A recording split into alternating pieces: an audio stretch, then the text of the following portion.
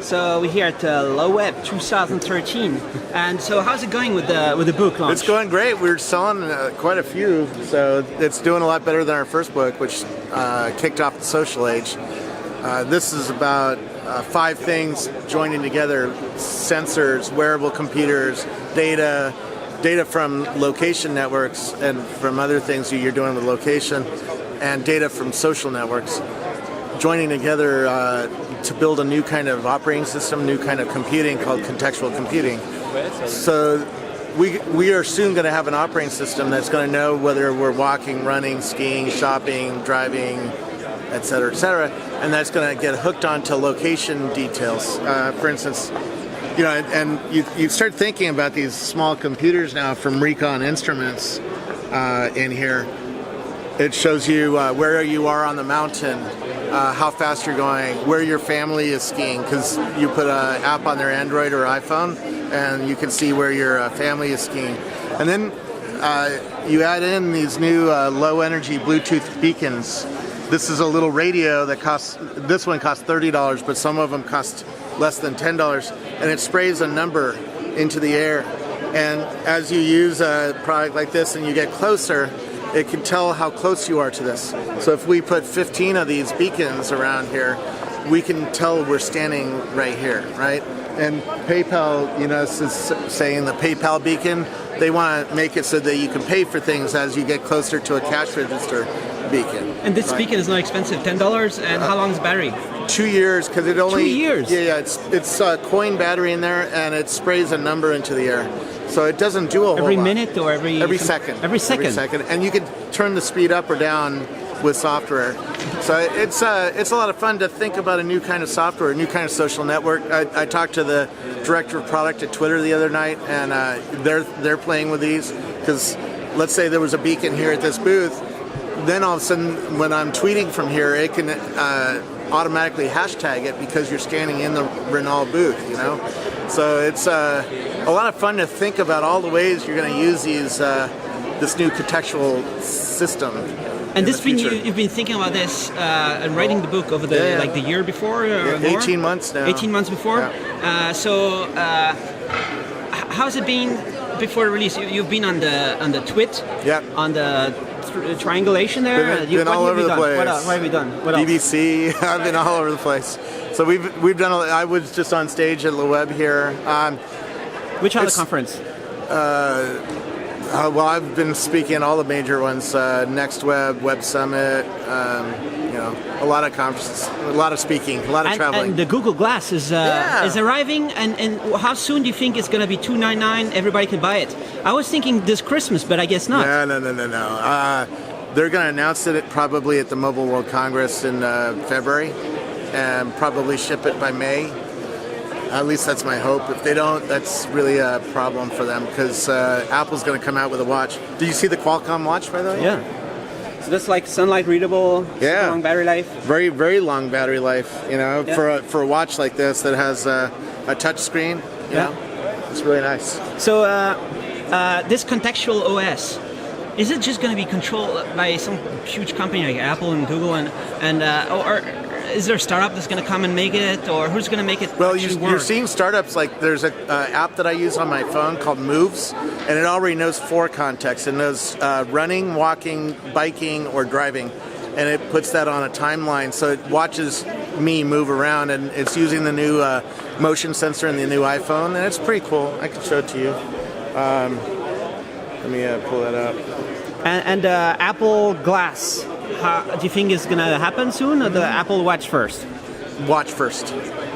Yeah, so here it shows you how many steps and what I've been doing all day long. Now, it doesn't seem that important, but a company like this can build other things once they figure out how to properly study context. And they're not even looking into your Gmail or into your calendar or into your blog or Facebook, right?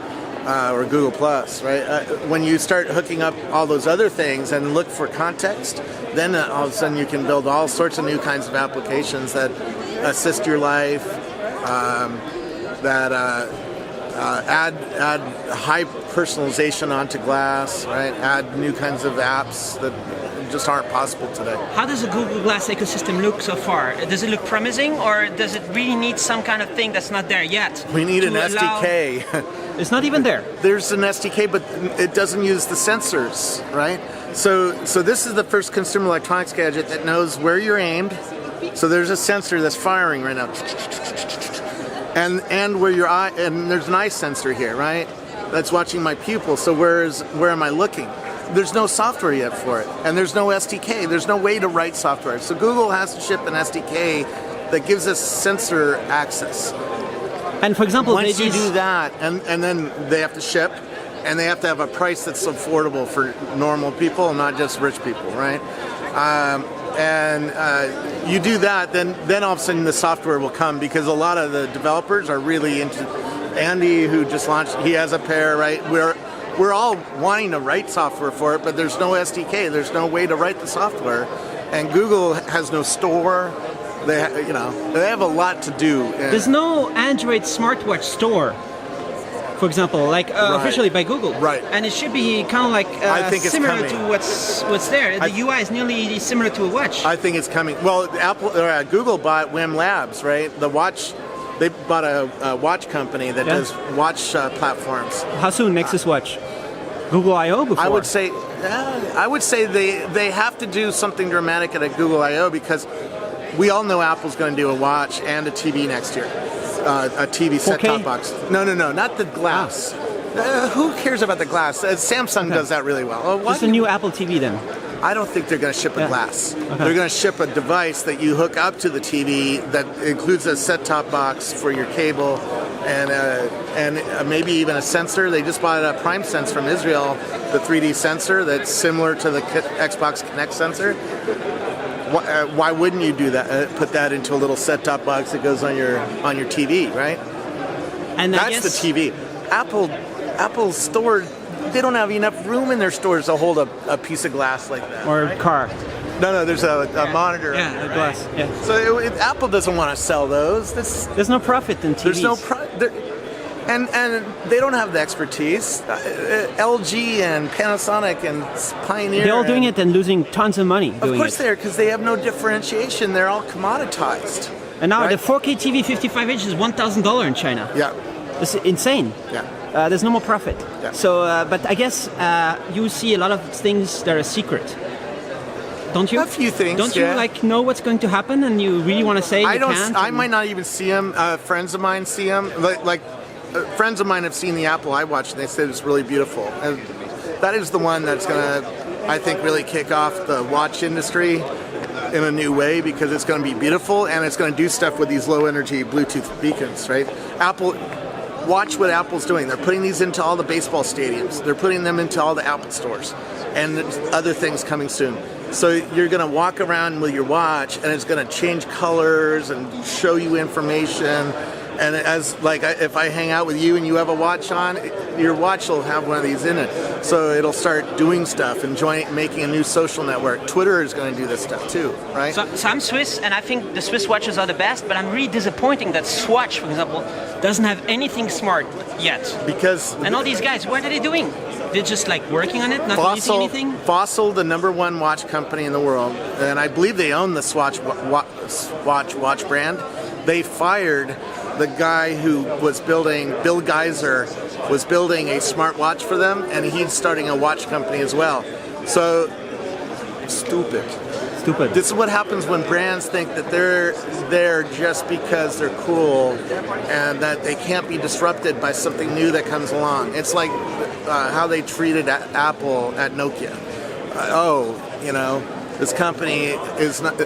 Nokia executives for years would tell me, "Oh, Apple's not that important. It's a little company in Cupertino. Nobody buys a phone from a little company in Cupertino." It's scandalous. What happens? It's what happens when you get egotistical and you think you have it. When the people in charge don't know what they're doing. It's not that. You get egotistical and you think, I'm on top of the mountain. I'm always going to be on top of the mountain, and I don't need to innovate. I don't need to, and I might innovate on the materials, but not on the function. And they think that all the geeks are, right. And right now they're right. This is not a fashionable. This is probably the best looking of the smartwatches, along with the Pebble.